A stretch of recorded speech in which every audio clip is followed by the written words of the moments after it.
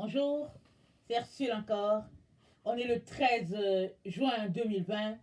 Alors je viens sonner la trompette aujourd'hui encore et je viens nous encourager, amen, à marcher d'une manière qui est agréable, d'une manière qui soit agréable à notre Seigneur Jésus-Christ, amen, et à nous préparer, remplissant nos lampes afin que nous ne puissions pas en manquer, amen. Nous sommes dans les temps où nous allons voir notre merveilleux Seigneur Jésus-Christ, amen. Et quand il vient en même temps qu'il vient ravir son épouse, en même temps il fait la séparation. Il y a un groupe qui se retrouvera avec lui, un autre groupe séparé de lui, ou bien laissé pour une sanctification encore plus poussée. Alors il est très important qu'on puisse au fait tout faire pour euh, pouvoir faire partie du premier cortège. C'est intéressant, n'est-ce pas? Alors que le Seigneur nous donne, pardon, le pouvoir y arriver. Et comme dit maintes fois, c'est une vie de travail au fait. Amen. Quand bien même on a l'assurance de notre salut, il faut qu'on comprenne, qu'on saisisse que sans travail, on n'ira pas loin. Parce que notre Seigneur, il a toujours travaillé. Il faut toujours travailler parce que l'adversaire rôde comme un lion rugissant, cherchant qui il va dévorer. Alors, ne lui donnons pas l'appât, ne soyons pas son appât. Amen. Donc voilà, aujourd'hui, je viens parler de voici les jours où la vérité est cachée. Amen. C'est Dieu lui-même qui l'a dit.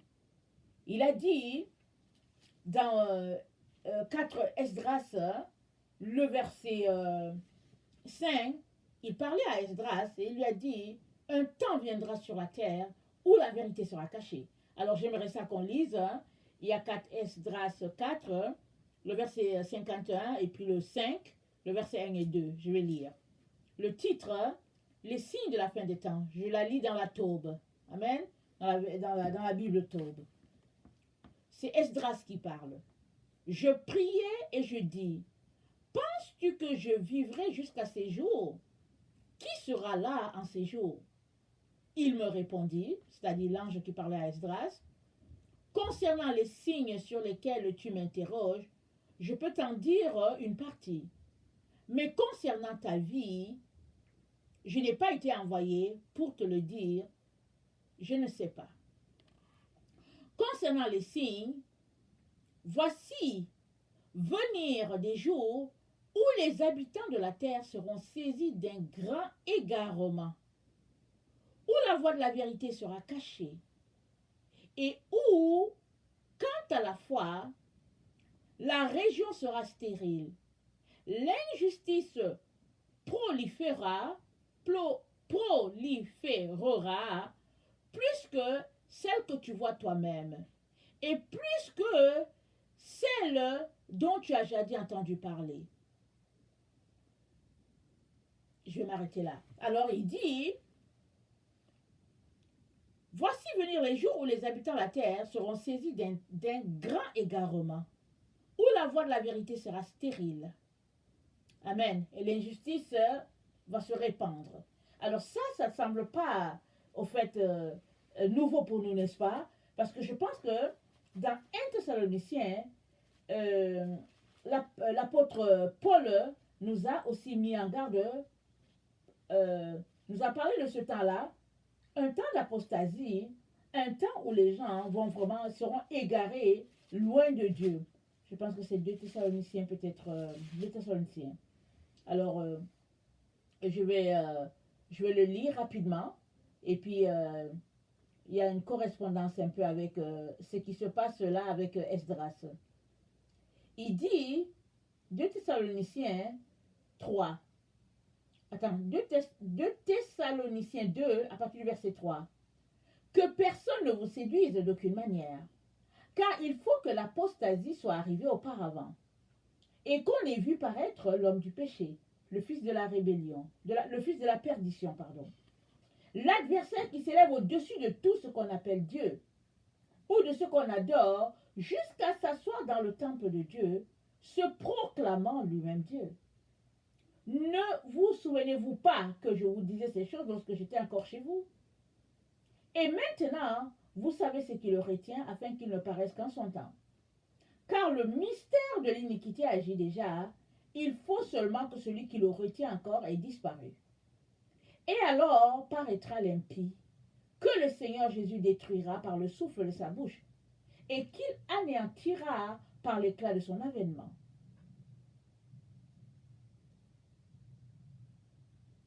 L'apparition de cet impie, le verset 9, se fera par la puissance de Satan, avec toutes sortes de miracles, de signes et de prodiges mensongers, et avec toutes les séductions de l'iniquité, pour ceux qui périssent, parce qu'ils n'ont pas reçu l'amour de la vérité pour être sauvés.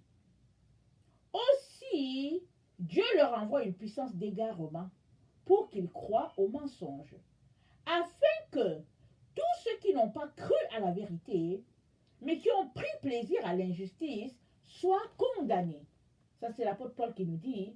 Et Esdras nous dit, l'ange, je pense que c'est peut-être l'ange Uriel qui parlait avec lui, l'ange lui dit, concernant les signes, voici venir des jours où les habitants de la terre seront saisis d'un grand égarement, où la voie de la vérité sera cachée, et où, quant à la foi, la région sera stérile. L'injustice proliférera plus que celle que tu vois toi-même, et que celle dont tu as jadis entendu parler. Nous sommes dans ce temps-là, chers frères et chères sœurs, le temps où, au fait, on ne sait plus où est la vérité. Souvent, tu te dis la vérité est là, et quand tu te tournes, tu te rends compte, oh, c'était que de la séduction. Et souvent, là où tu penses que ce n'est pas la vérité, au fait, c'est la vérité. Pourquoi c'est ainsi? Parce que le bien a été appelé mal, le mal est appelé bien. Finalement, tout est méli-mélo, on ne sait plus où est le droit chemin. Quand tu vois une femme, tu ne sais même plus si elle est une femme ou un homme. Et vice-versa, quand tu vois un homme, tu t'arrêtes plusieurs fois, tu te demandes, est-ce que c'est un homme ou une femme? Tout est mélangé, tout est perverti. Voilà le temps dans lequel nous nous trouvons, voilà le temps dans lequel nous élevons nos enfants. Mais la parole de Dieu nous dit que ceux qui marchent dans la vérité seront affranchis. Mais qu'est-ce que la vérité? C'est quoi la vérité? Si, pour nous qui qui suivons le Seigneur, elle est tant difficile à trouver, imaginez les autres qui ne connaissent pas le Seigneur. Pour qui la vérité, c'est par exemple, c'est par exemple ce qui est enseigné à l'université, ou bien c'est la vérité, c'est par rapport à l'environnement, tout ce que l'environnement prend pour vérité, et voilà un peu le mélange, la confusion dans l'esprit des uns et des autres. Mais pour toi, qui recherche ce Seigneur-là, qui recherche cette vérité-là, qu'est-ce que la vérité? Alors j'aimerais qu'on aille lire Jean 14, le verset 6, et après on va lire Jean 16, à partir du verset 7. Jean 14, le verset 6 nous dit ceci, Jésus lui dit, je suis le chemin, la vérité et la vie, et nul ne vient au Père que par moi. Jésus se présente comme le chemin, le seul chemin, comme la vérité, la seule vérité, comme la vie, la seule vie. Et là, ici, on est en train de regarder la vérité. Mais qu'est-ce que la vérité? Alors, dans Jean 16, le verset 7 à 16, il est dit ceci.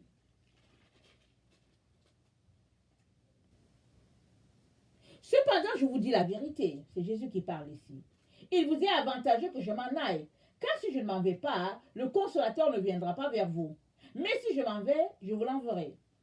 Et quand il sera venu, il convaincra le monde en ce qui concerne le péché, la justice et le jugement. En ce qui concerne le péché, parce qu'il ne croit pas en moi. La justice, parce que je vais au Père. Et que vous ne me verrez plus. Le jugement, parce que le prince de ce monde est jugé. J'ai encore beaucoup de choses à vous dire, pardon. Mais vous ne pouvez pas les porter maintenant. Quand le consolateur sera venu, l'esprit de vérité, il vous conduira dans toute la vérité. Car il ne parlera pas de lui-même, Mais il dira tout ce qu'il aura entendu et il vous annoncera les choses à venir. Il me glorifiera parce qu'il prendra de ce qui est à moi et il vous l'annoncera. Tout ce que le Père a est à moi. C'est pourquoi j'ai dit qu'il prend de ce qui est à moi et qu'il vous l'annoncera. Encore un peu de temps et vous ne me verrez plus. Mais puis encore un peu de temps et vous me verrez parce que je vais au Père. Amen. Alors, ici, Jésus leur parle de la vérité. Et cette vérité, il leur dit d'abord, il est avantageux que je m'en aille. Pour nous qui n'avons pas vu Jésus physiquement, on peut se dire, oh non, mais ça aurait été bien que Jésus soit là, qu'on le voit aussi, qu'on le touche aussi, qu'on ait mangé aussi avec lui. Mais Jésus nous dit, il est avantageux que je m'en aille. Il le dit à ses disciples. Il dit que c'est mieux qu'il s'en aille. Pourquoi? Parce qu'il enverra le consolateur. Le consolateur. Et le consolateur, il est l'esprit de vérité. Parce que le consolateur, le Saint-Esprit, lui, il est juste là pour révéler le Père, pour révéler le Fils. Il prend ce qui est à Jésus et il nous le révèle. Il nous l'annonce. C'est ça qui est dit. Alors, comment donc, puisque nous nous réclamons être chrétiens, comment donc sommes-nous confus en ce qui concerne la voie de la vérité? Comment donc nous retrouvons-nous pris à des pièges par-ci par-là, dans des doctrines qui sont fausses par-ci par-là, alors que le Saint-Esprit a déjà été donné? Il est sur la terre. Qu'est-ce qui fait que la voie de la vérité est même cachée pour nous, les enfants de Dieu? Qu'est-ce qui fait cela? Alors j'aimerais qu'on aille lire 1 Jean 1, le verset 6. 1 Jean 1, le verset 6. Ça dit ceci. Si nous disons que nous sommes en communion avec lui et que nous marchons dans les ténèbres, nous nous mentons et nous ne pratiquons pas la vérité. Donc être dans les ténèbres, ce n'est pas pratiquer la vérité. Et les ténèbres, c'est quoi? C'est le mensonge. C'est ça qu'on vient de lire. Si nous nous mentons, nous ne sommes pas dans la vérité. Et le verset 7, il dit, mais si nous marchons dans la lumière, comme il est lui-même dans la lumière, nous sommes mutuellement en communion avec lui, et le sang de Jésus, son Fils, nous purifie de tout péché. Si nous disons que nous n'avons pas de péché, nous nous séduisons nous-mêmes, et la vérité n'est point en nous. Si nous confessons nos péchés, il est fidèle et juste pour nous les pardonner et pour nous purifier de toute iniquité. Si nous disons que nous n'avons pas de péché, nous le faisons menteur et sa parole n'est point en nous. Alors, la vérité, ça a tout à voir avec le fait de marcher dans la lumière. Et la vérité elle-même, c'est la lumière. La lumière, c'est le contraire des ténèbres. Alors, si nous disons que nous sommes enfants de Jésus, ou bien amis de Jésus, ou bien que nous connaissons le Christ, ce texte est en train de nous dire, nous sommes appelés à marcher dans la vérité, et cette vérité n'est autre que la lumière. Alors, j'aimerais ça qu'on regarde Jean 1. Jean 1, c'est l'apôtre Jean qui nous a apporté cette révélation-là de la personne de Jésus. Il dit, le verset 2, il parle de la parole. Alors il dit, la parole était au commencement avec Dieu. Et toutes choses ont été faites par elle. Et rien de ce qui a été fait n'a été fait sans elle. En elle était la vie. Et la vie était la lumière des hommes. La lumière, lui, dans les ténèbres, et les ténèbres ne l'ont point reçue. Il y eut un homme envoyé de Dieu. Son nom était Jean. Il vint pour servir de témoin, pour rendre témoignage à la lumière, afin que tous crussent par lui. Il n'était pas la lumière, mais il parut pour rendre témoignage à la lumière. Cette lumière était la véritable lumière qui, en venant dans le monde, éclaire tout homme. Elle était dans le monde, et le monde a été fait par elle, et le monde ne l'a point connue. Elle est venue chez les siens, et les siens ne l'ont point reçue. Mais à tous ceux qui l'ont reçue, à ceux qui croient en son nom, elle a donné le pouvoir de devenir enfants de Dieu, lesquels sont nés, non du sang, ni de la volonté de la chair, ni de la volonté de l'homme, ni de Dieu. Et la parole a été faite chair. Elle a habité parmi nous pleine de grâce et de vérité. Et nous avons contemplé sa gloire, une gloire comme la gloire du Fils unique du Père. Donc, la parole a été faite chair et elle a habité parmi nous pleine de grâce et de vérité. Alors, le Seigneur ne fait que nous dire, ne fait que nous ramener. On peut dire, Ursule, on connaît cela. On sait tout ce que tu es en train de dire. Mais il y a un élément ici qui est important, qu'on aimerait, qui serait important qu'on s'arrête là-dessus. Alors, si on connaît toutes ces choses, qu'est-ce qui fait que la vérité nous est cachée? Qu'est-ce qui fait que on n'arrive pas à la déceler par moment? Et très très souvent, hein, la plus grande partie, la plupart du temps, hein, on ne la décèle pas. Et même, on vient de lire qu'on est dans le temps où la vérité est cachée. Alors, 1 Jean 1, le verset 5 nous apporte la réponse. Il dit, la nouvelle que nous avons apprise de lui et que nous vous annonçons, c'est que Dieu est lumière, qu'il n'y a point en lui de ténèbres. Alors il est important donc que si nous sommes en communion avec lui, comme on vient de lire, il est important que toi et moi, nous puissions nous débarrasser des ténèbres. Les ténèbres, c'est le mensonge. Les ténèbres, c'est tout ce que Dieu n'aime pas. Les ténèbres, c'est tout ce que Dieu appelle mal, abomination. Alors, tu peux être dans une situation où tu trouves qu'il n'y a pas de problème. Quand tu regardes, tu dis, oh, après tout, c'est pas si mauvais. Mais Dieu n'aime pas ça. Exemple, tu es quelqu'un qui aime lire, exemple, les bandes dessinées de... Je ne sais pas, je ne lis pas les bandes dessinées. Tu es quelqu'un qui aime lire les bandes dessinées de Obélix, voilà. Exemple, tu aimes lire ces bandes dessinées de Obélix ou bien Astérix, je ne sais plus c'est quoi. Alors, tu le lis, pour toi, il n'y a pas de problème. Mais le Seigneur te dit que ce livre de la loi, c'est-à-dire à savoir la Bible, ne s'éloigne point de ta bouche. Médite-le jour et nuit pour agir fidèlement selon tout ce qui est écrit. C'est alors que tu auras du succès, c'est alors que tu réussiras. Alors Dieu, lui, il aimerait que tu passes ton temps à méditer la parole, à ne point éloigner la parole de toi. Mais toi, tu la lis un peu, peut-être pendant, exemple, 1 heure, et après, tu vas à tes occupations, et puis tu aimes lire ta collection d'Astérix. Alors, suppose que ton Astérix, là, que tu lis, les paroles qui sont dedans sont pures. Je doute fort, ok? Je doute fort. Mais suppose que c'est un livre où les paroles sont pures.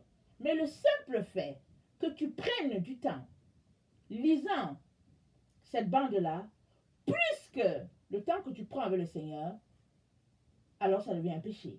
Ça devient les ténèbres.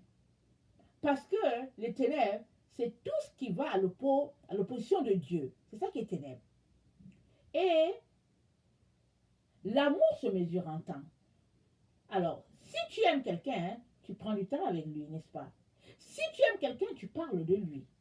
Mais si toi, tu dis que tu aimes quelqu'un, tu passes ton temps à parler d'autre chose, de sport, de politique, des histoires du quartier, tu laisses la personne de côté, tu es en train de prouver que la personne n'est pas en toi et que tu ne l'aimes pas.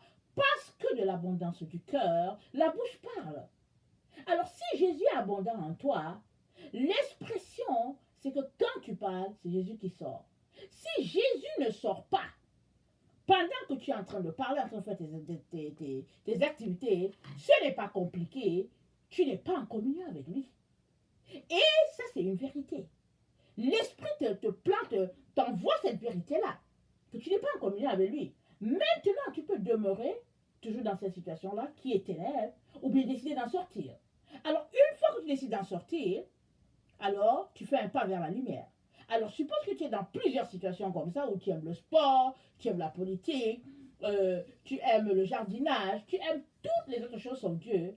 Alors, à force de couper toutes ces activités-là et de les remplacer par le temps avec le Seigneur, tu es en train de faire des pas de géant en direction de la lumière. Si bien que, à force de le faire, tu vas pouvoir déceler les ténèbres. Parce que si il y a ténèbres, c'est parce qu'il y a la lumière. Amen. Parce que c'est le fait que tu sois imbibé de la lumière, que tu sois constamment dans la lumière, c'est ça qui fait que tu vas reconnaître les ténèbres. Mais si tu es clopin-clopin, tantôt avec la lumière, tantôt avec les ténèbres, il te sera difficile de reconnaître la lumière. Ou bien il te sera difficile de reconnaître les ténèbres dans les personnes. Si bien que tu seras séduit à tout bout de champ. Parce qu'aujourd'hui, la séduction, elle est sur le visage de la personne. Les gens sont séduits en entendant leur interlocuteur. Ils voient les gens parler, alors ils sont séduits, ils sont là, ils boivent les paroles à la bouche. Ça, c'est la séduction. Alors, quand on lit Apocalypse, je pense à Apocalypse 10, l'ange donne à Jean une parole, un livre, voilà, il l'avale, alors c'est doux à la bouche. Mais quand ça arrive au niveau des entrailles, ça fait mal, ça torture. Parce que la vérité, quand tu es euh, quand tu es pris avec la vérité, avec la réalité de Jésus, je peux te garantir que ce n'est pas des paroles séductrices qui vont t'accrocher. Tu vas voir ça tout de suite parce que tu es saisi par l'amour de Christ et cet amour-là fait que, en tout cas, tes entrailles, en tout cas, se torturent parce que la vérité doit être proclamée autour de toi et en toi. Amen.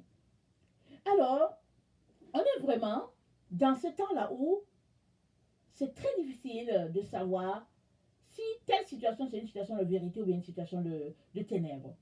Et je vous dis, la Bible dit, et même s'il était possible, il séduirait les élus, parlant de l'homme de la perdition, ou bien parlant du diable. Le diable, s'il était possible, il séduirait les élus. Alors, qu'est-ce qui fait qu'ils sont élus? C'est parce qu'ils travaillent d'arrache-pied pour être des élus. Si bien qu'ils sont constamment dans la lumière. Alors, ils décèlent les ténèbres tout de suite, tout de suite. Malheureusement, le chrétien moyen, ou bien le commun des chrétiens, très souvent va écouter la parole de Dieu, et puis elle va se dire, waouh, c'est bon. Mais ce n'est pas parce que quelqu'un cite la parole de Dieu qu'il est dans la vérité. Quelqu'un peut être en train de prêcher la parole, matin, midi, soir, en train de prêcher uniquement la parole, mais la personne est en train de mentir. Pourquoi? Parce que si tu prêches une parole et que tu ne la mets pas en pratique, la Bible dit, on vient de le lire, tu es menteur. Si tu prêches une parole et qu'elle n'est pas vérifiée en toi, alors tu n'es qu'un hypocrite. Alors une telle personne, ce n'est qu'une séductrice. Et une telle personne, elle est remplie de ténèbres, dedans, dehors et partout. Alors suppose que tu l'écoutes à tout moment prêcher la vérité, qui est la parole de Dieu, et que tu te dises que non, cette personne-là, c'est une personne vraie, et que tu es ami avec la personne, cette personne-là, elle sera un voile sur ton chemin. Elle sera un voile dans ta vie. Tu ne la verras pas. Et les ténèbres vont demeurer dans ta vie. Si bien que tu ne sauras pas quand Satan viendra par cette personne-là pour t'éloigner du chemin de la vérité. Parce qu'au fait, Satan se saisit des uns et des autres. Satan, c'est un ange déchu. Il n'est pas là devant nous. Il se sert des différentes situations des personnes pour pouvoir mettre son emprise sur nous. Alors, ta vie de lumière, ta marche dans la lumière va faire que tu vas t'arrêter, tu vas dire, il y a quelque chose qui ne passe pas avec cette personne-ci. Je ne sais pas c'est quoi, mais il y a quelque chose, ça accroche. Le Seigneur t'aidera. Parce que s'il y a une chose qu'on ne peut pas cacher, c'est bien la vérité. La vérité ne se cache pas. On ne peut pas la cacher. Pour qu'elle te soit cachée, c'est parce qu'il y a encore assez de ténèbres dans ta vie qui t'empêchent de faire la différence entre la lumière et les ténèbres, entre le vrai du faux. Il est important, mes chers frères et chères sœurs, qu'on puisse travailler. Non seulement qu'on puisse prier, supplier le Père de nous aider à faire sortir tout ce que lui, il appelle ténèbres de nos vies, mais aussi, il est important que nous-mêmes, on exerce notre esprit à discerner le bien du mal. Parce que c'est comme ça, c'est par cette pratique-là qu'on va savoir que ici, là, c'est le vrai, ici, là, c'est le faux.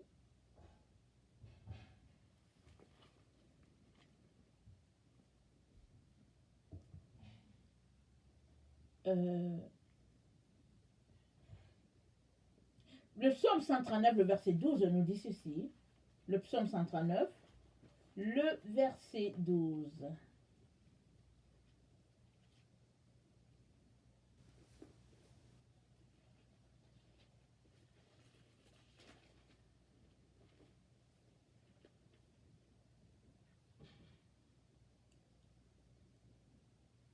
Attendez. Ok, je vais commencer à lire au verset 8. Si je monte aux cieux, tu y es. Si je me couche au séjour des morts, t'y voilà. Si je prends les ailes de l'aurore et que j'aille habiter à l'extrémité de la mer, là aussi ta main me conduira et ta droite me saisira. Si je dis, au moins les ténèbres me couvriront, la nuit devient lumière autour de moi. Même les ténèbres ne sont pas obscures pour toi. La nuit brille comme le jour et les ténèbres comme la lumière. Ça, c'est David qui parle de Dieu. Alors, même les ténèbres ne sont pas obscures pour toi. La nuit brille comme le jour. Si tu marches proche de Jésus, si tu marches dans l'intimité avec lui, je peux te garantir qu'il n'y aura pas de ténèbres assez épaisses pour que tu ne puisses pas les voir. L'Esprit de Dieu en toi te donnera de déceler les ténèbres, quand bien même ce serait caché. Quand bien même ce serait 500 ans que un mensonge a été présenté comme vérité, la lumière la révélera. Parce que l'Esprit de Dieu est là, travaillant, sondant les cœurs et les reins pour que les enfants de Dieu puissent être dans la vérité. Parce que Dieu est lumière. Et en lui, il n'y a pas de ténèbres. Alors, plus tu es dans sa présence, plus les ténèbres qui sont en toi vont s'envoler. Ils vont s'en aller. Ils ne peuvent pas demeurer là où il y a la lumière.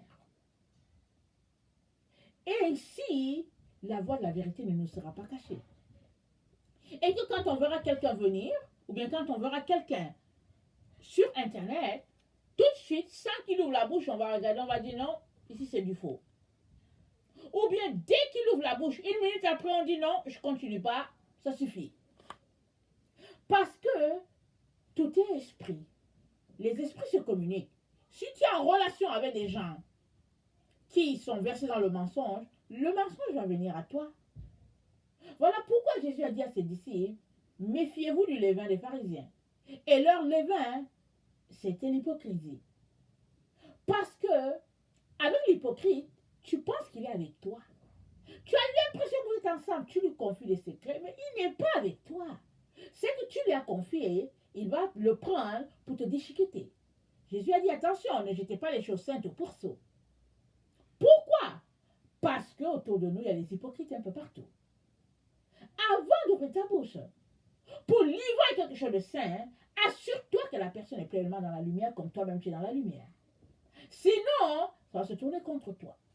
Voilà pourquoi dans les temps où nous nous trouvons, dans les temps où l'Antichrist va prendre le contrôle et puis régner sur tous les gens, ce sont les chrétiens eux-mêmes qui vont livrer leurs propres frères, ceux-là qui vont dire non, on refuse de marcher dans cette religion. Pourquoi vont-ils livrer leurs frères? Parce qu'ils ont marché ensemble par le passé. Ou bien parce que l'autre leur a confié des secrets. Et comme eux, ils ont décidé plutôt de suivre l'Antichrist parce que c'est la voie de la facilité, le matériel, la séduction et tout ce qui se passe, ils vont livrer les autres qui vont dire non, nous on préfère mourir au front. Et tout cela arrivera, pourquoi? À cause du manque de la vérité, à cause du fait que la vérité est cachée. Nous sommes dans ce temps-là, mes frères et sœurs.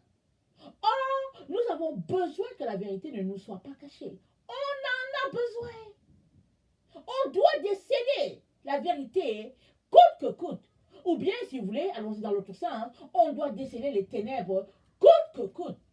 Parce que si tu ne décèles pas les ténèbres, tu vas rester, comment on appelle ça là, en communion avec une personne, pensant que la personne a la lumière, alors que la personne est un agent de Satan. Ainsi, tu ne pourras pas aller, tu ne pourras pas te déplacer, tu ne pourras pas.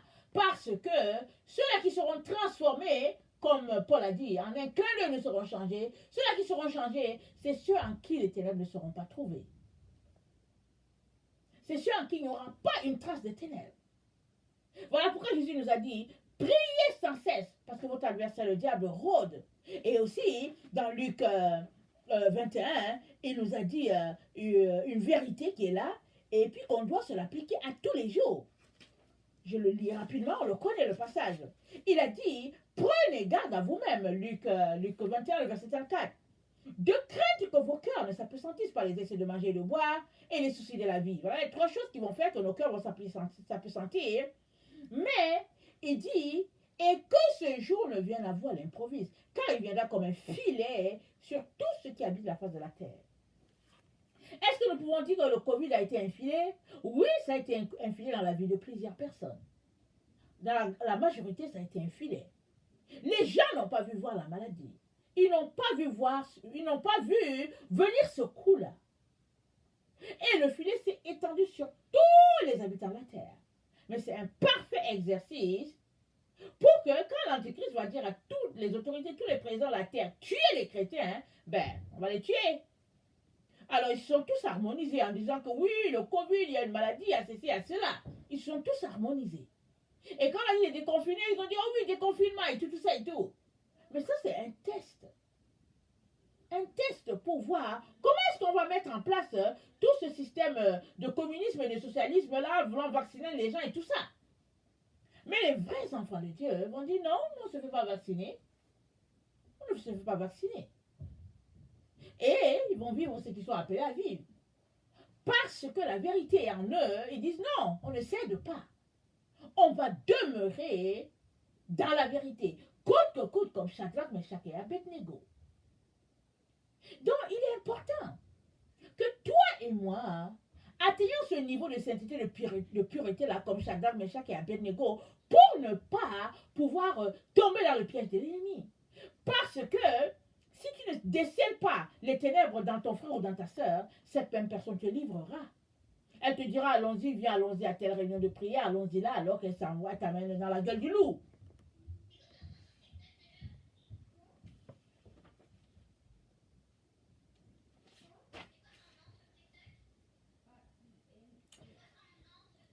Jean 8, le verset 12 à 20 nous dit ceci.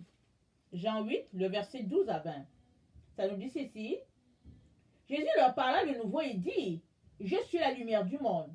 Celui qui me suit ne marchera pas dans les ténèbres, mais il aura la lumière de la vie. Là-dessus, les pharisiens lui dirent, tu rends témoignage de toi-même. Ton témoignage n'est pas vrai. Jésus leur répondit, quoique je rende témoignage de moi-même, mon témoignage est vrai, car je sais d'où je suis venu et où je vais. Mais vous ne savez d'où je viens, ni où je vais. Pourquoi Jésus leur a dit ça? Parce qu'eux, ils étaient convaincus que Jésus était un fils illégitime, qu'il n'avait pas de père. Alors, ils lui disent que toi, tu rends témoignage de toi-même. Mais Jésus dit, mais vous ne me connaissez pas. Parce qu'effectivement, Jésus, il est un miracle. Il est un mystère. Mais il ne va pas leur dire comment il est né. Pour que les gens disent, ah, finalement, tu es fils de Dieu. Puisqu'ils sont versés vers le mal, puisqu'ils sont versés vers le faux, alors Jésus les laisse à leur ignorance. Alors, le verset 15, vous jugez selon la chair. Moi, je ne juge personne. Et si je juge, mon jugement est vrai, car je ne suis pas seul, mais le Père qui m'a envoyé avec moi. Et il est écrit dans votre loi que le témoignage de deux hommes est vrai. Je rends témoignage de moi-même, et le Père qui m'a envoyé rend témoignage de moi. Ils leur dirent, donc, où est ton Père? Vous voyez, il lui dit, où est ton Père? Parce qu'eux, ils sont convaincus que Jésus est un enfant illégitime. Alors, puisqu'ils sont portés vers le mépris des gens, tout ce qu'on peut imaginer, hein, alors ils se disent dans leur cœur, celui-là qui n'a même pas de Père, comment est-ce qu'il peut venir nous enseigner? Alors, ils se font des idées sur lui. Alors, ils disent à Jésus, mais où est ton Père? Jésus répondit, vous ne connaissez ni moi ni mon Père. Si vous me connaissiez, vous connaîtrez aussi mon Père. Alléluia. Jésus dit ces paroles enseignant dans le temple, au lieu où était le trésor. Et personne ne le saisit parce que son heure n'était pas encore venue. Amen. Quand ils font le mention du fait que le lieu où il y avait le trésor, c'est un endroit qui était à vue tellement central là, que si tu veux attraper quelqu'un, il n'y a pas moyen qu'il puisse fuir. Tu vas l'attraper tout de suite. Mais ils n'ont pas pu mettre la main sur Jésus parce que bon, c'était pas son temps. Mais tout ce que Jésus, ils étaient jaloux de Jésus. Et parce que Jésus faisait des miracles, ce qu'eux n'avaient pas, ils se réclamaient d'Abraham. Et voilà celui-là qui traitait d'un enfant illégitime, qui faisait toutes ces choses-là, et il refusait de lui donner ce qu'il était. Parce que lui, il était la vérité. Il marchait dans la vérité. Et il démontrait par ses œuvres que la vérité était en lui. Mais eux, ils le refutaient. Et aujourd'hui encore, c'est pareil. Si on n'est pas les personnes qui sont versées dans la vérité, on va refuter la vérité par toutes sortes d'explications. Ou bien même, la vérité nous sera cachée. Parce qu'il y a des ténèbres dans notre vie, il y a des ténèbres sur notre chemin, dans notre façon de faire, et ou bien les ténèbres sont peut-être lointains. Souvent, ce n'est même pas nous. Souvent, c'est tout simplement qu'on est en relation avec telle personne qui est en relation avec telle autre, si bien que c'est des ténèbres sur notre chemin. Et on ne voit pas. Il est important de s'arrêter et de faire le tri de ces relations, de faire le tri des paroles que nous confessons, de faire le tri des endroits que nous côtoyons, en tout cas de faire le tri dans notre vie, pour nous assurer que nous sommes dans la vérité. Et la vérité, c'est la lumière. Et seuls ceux qui sont dans la lumière seront affranchis et demeureront dans la présence du Père. Alors si nous savons toutes ces choses-là, et que nous réalisons que nous sommes dans le temps où l'égarement est assez prononcé, et que l'apostasie fait rage, il est important qu'on puisse s'enfermer dans nos maisons, dans nos chambres, dans un lieu secret, pour rechercher la vérité. Et le moyen par excellence, je vous dis, c'est de lire la parole. Lisez la parole. Lisez-la. Imprégnez-vous de la parole de Dieu. Parce que plus on la lit, plus chaque fibre de notre être est imprégnée de cette parole-là, si bien que quand quelque chose sonne faux, notre être réagit. On ne supporte pas. Et c'est comme ça qu'on pourra déceler toute voie du mensonge et qu'on pourra s'en écarter. 1 Thessaloniciens 2, le verset 7 à 12, on l'a déjà lu tantôt, mais j'aimerais qu'on le relise encore parce que c'est le temps dans lequel on est. Jésus nous a mis en garde à travers la bouche de l'apôtre Paul. Et il est important qu'on puisse s'assurer qu'on n'est pas dans un piège. Qu'on puisse s'assurer qu'on est assez équipé pour pouvoir nous tenir devant nos détracteurs et leur dire non, je ne prendrai pas le signe de la bête. Non, je ne me ferai pas vacciner, je ne suis pas malade, je ne veux pas de vaccin, de Covid. Non, non, je veux me débrouiller comme ça. Merci pour votre vaccin, gardez ça pour vous.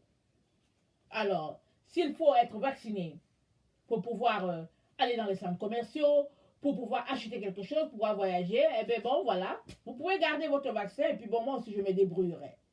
Alors, quand quelqu'un prend de telles mesures, il s'organise pour faire son stock, ou bien il s'organise pour se dire que je vais manger un repas par jour, ou bien un repas tous les 2 jours, parce qu'il va jeûner. Il s'organise pour se dire, bon, ok, si je n'ai plus d'essence pour conduire ma voiture, je vais conduire le vélo, etc., etc., parce qu'on ne sait pas jusqu'où ces gens-là, méchants comme ils sont, peuvent aller. Jusqu'où leur plan de détruire l'humanité, jusqu'où ils sont prêts à aller avec leur plan de détruire l'humanité. Et vous pouvez le constater qu'ils sont prêts. Ils sont prêts à faire tout ce qu'ils veulent pour pouvoir, au fait, rendre les êtres humains comme des objets. Pouvoir les collecter, rendre ces personnes comme des électroniques. Parce qu'ils se trouvent ingénieux. Parce qu'ils se trouvent intelligents. Et que, bon, voilà, qu'il faut réduire les personnes qui sont faibles, etc., etc. Parce qu'ils ont l'argent. Parce qu'ils pensent qu'ils ont une richesse quelconque. Et puis donc, voilà le temps dans lequel on est venu. Et la Bible dit, se vantant d'être sages, ils sont devenus fous. Les gens sont devenus fous. Mais, la Bible nous dit clairement qu'il y a un groupe sur la terre qui ne prendront pas leurs choses. Et ça commence par le vaccin contre le Covid. Souvent, on se demande, est-ce que le vaccin contre le Covid, c'est le signe de la bête? Ou bien souvent, est-ce que, Seigneur, c'est quoi? Qu'est-ce que c'est? Parce qu'au fait, le plan qu'ils ont, c'est de donner une identité 2020 à quiconque aura pris le vaccin. Alors, tu prends le vaccin et avec cela, on te donne un numéro. Alors, est-ce que c'est déjà le signe de la bête? Il se pourrait. Il n'y a que Dieu qui va nous apporter plus de clarté, plus de lumière. Mais si toi, tu es là, tu m'entends, il est très, très important que tu règles le problème pour toi-même. Parce qu'il y a plusieurs enfants de Dieu qui vont tomber dans le piège. Ils vont prendre le vaccin, se disant qu'ils se protègent contre la maladie. Mais une fois qu'ils le prennent, c'est fini. Parce qu'ils auront injecté ou bien ils auront introduit en eux quelque chose de malsain. Un liquide malsain. Mais évidemment, il faut, comment on appelle ça là? Il faut élever la conscience du peuple au fait qu'il y a une maladie.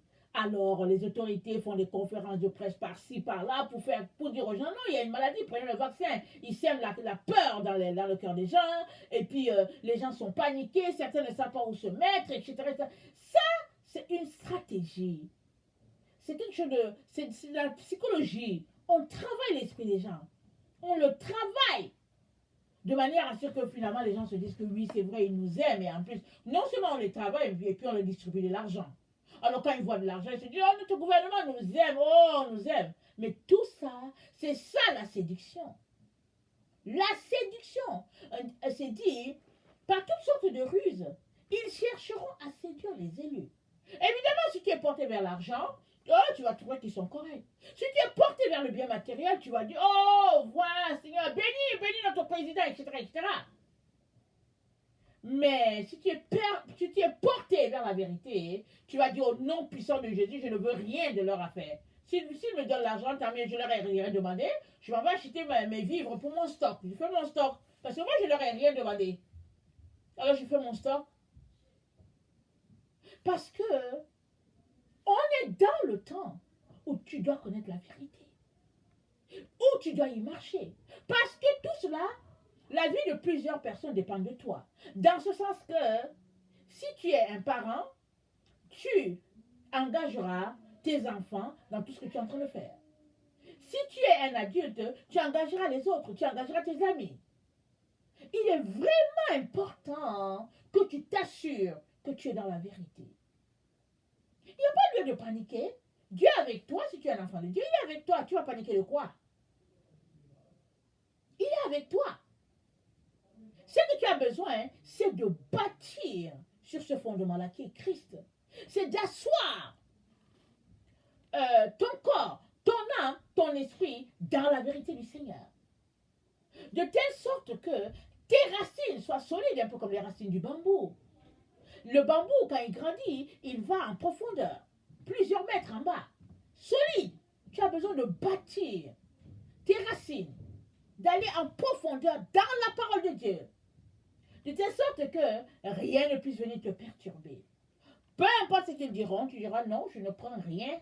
Je prends rien. Si je dois mourir, je mourrai. C'est comme ça que nous sommes appelés à nous comporter dans ce temps où nous nous trouvons. Parce que c'est un temps d'égarement. On ne sait plus où est la vérité. Il y a juste quelques-uns qui connaissent la vérité et la décèlent. Et puis malheureusement, ceux qui connaissent la vérité, souvent ils cherchent à avertir les autres ne les croient pas. Parce qu'ils sont, ils sont dans les ténèbres. Mais écoutez ce que Daniel a dit. J'aimerais ça qu'on lise ça et puis on va finir là-dessus.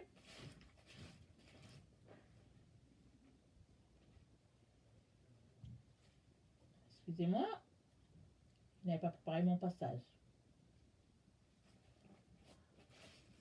Alors Daniel dit, je pense au chapitre 12.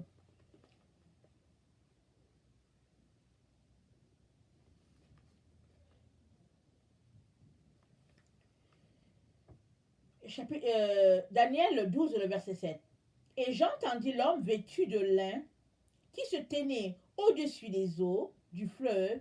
Il leva vers les cieux sa main droite et sa main gauche, et il jura par celui qui vit éternellement que ce sera dans un temps, des temps et la moitié d'un temps, et que toutes ces choses finiront quand la force du peuple saint sera entièrement brisée.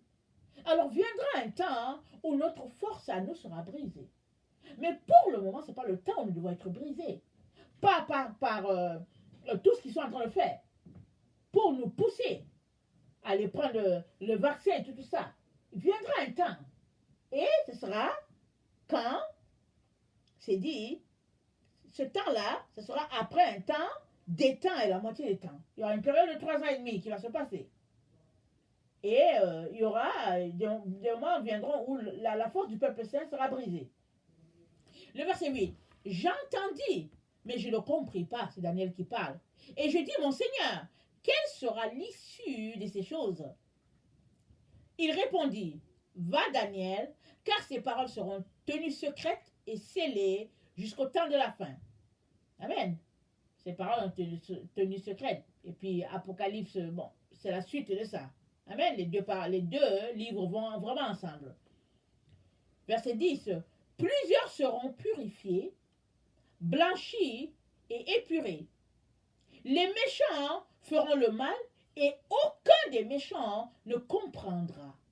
Les méchants ne comprendront pas. Et qui est le méchant? C'est celui-là qui ne marche pas dans la voie de Dieu. C'est celui-là à qui Dieu donne des conseils et puis il prend une autre direction. Dieu l'appelle méchant.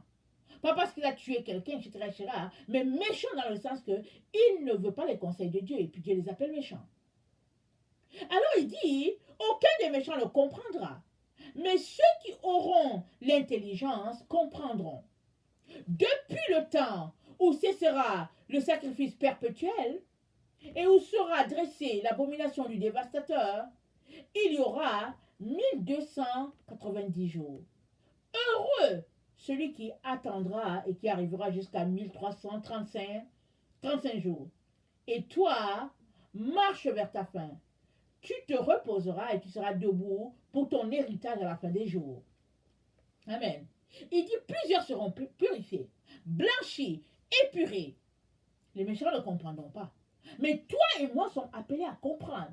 Dieu le dit.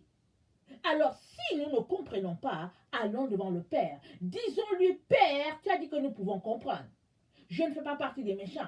Aide-moi. Et puis évidemment, tu demandes pardon au Père pour tes péchés, pour tes mauvais comportements. Le Père t'aidera. Le problème est que nous sommes une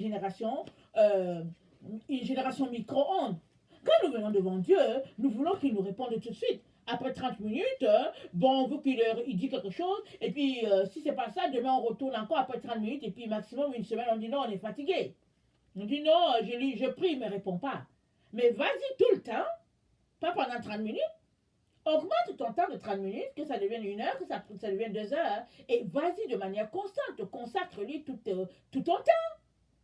Un jour, surprise, il te répondra. Et toutes les questions que tu avais accumulées, tu auras des réponses ce jour-là. Alors ne sois pas une personne qui cherche juste la relation avec le Seigneur pour tes intérêts.